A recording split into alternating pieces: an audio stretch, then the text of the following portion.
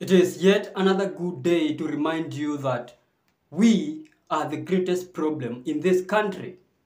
Because when things are going bad, we do not like taking action. Actually, I do not like people who do not take action.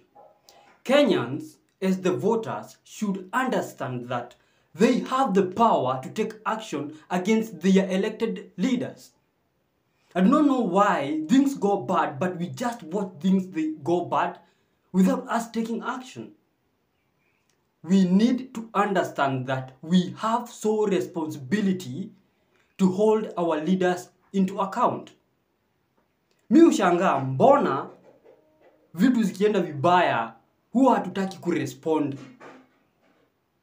Juu vitu zote zenye zina happen saa hii, hata ukiangalia zile policies zenye zinaletwa kwa parliament, zote ni mbovu. Zote ziko oppressive to the citizen. But sasa citizen haelewi ni nini ina happen. Na it is not the first time ina happen hivyo. Juu hiyo ndo kitu yenye imekuwa ikihappen mpaka saa hii. Bills ni mbovu, road ni mbovu, mitaa ni mbovu, insecurity, machuo ni mbovu, hosi hakuna madawa. Nasikia watu wakisema ati SHA haifanyi kazi. By the way, did you ever know that ukisema ati SHA haifanyi kazi, inamaanisha, okay, either ikuwe inafanya kazi ama haifanyi kazi, inamaanisha ati Wakenya wanalipia healthcare. What is the essence of having a government kama hizi vitu haziwork? The greatest problem ni Mkenya kukosa kujua ni nini anahitajika kufanya kama vitu haziendi fit. So, tunahitaji kuelewa ati tuko na democracy, na democracy inamaanisha nini? Ati the voter niye akona the highest power.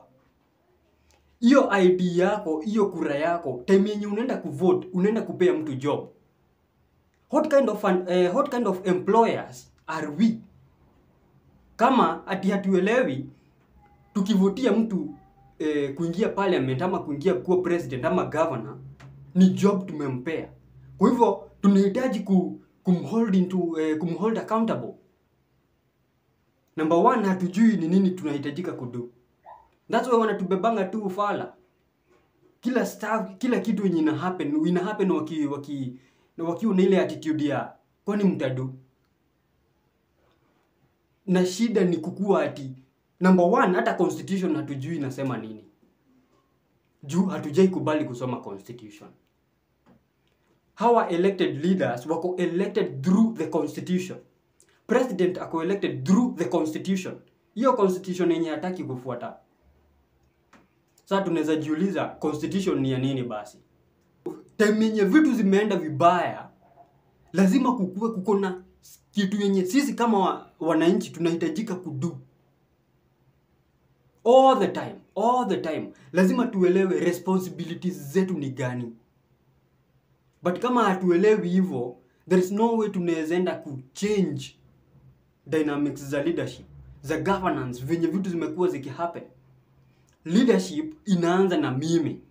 Leadership inaanza na wewe. Juu wewe ndio unaenda kupiga kura.